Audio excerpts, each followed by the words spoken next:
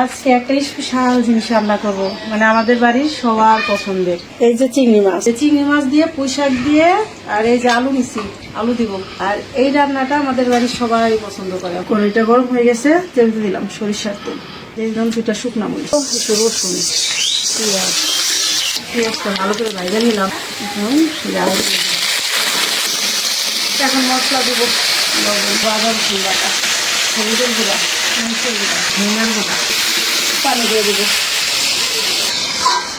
আলু কষাই নিলাম। এখন দিয়ে দেবো চিংড়ি মাছ, কাঁচামরিচ, এখন দিয়ে দেবো পুঁই শাক।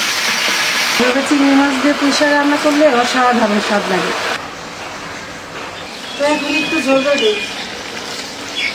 বাবার তো সবচেয়ে প্রিয় তরকারি এটা। এখন দিয়ে দেবো জিরার গুঁড়া। রান্না হয়ে গেল চিংড়ি মাছ দিয়ে, পুঁই শাক দিয়ে, আলু দিয়ে। তাহলে হয়ে গেছে, নামাই নিলাম।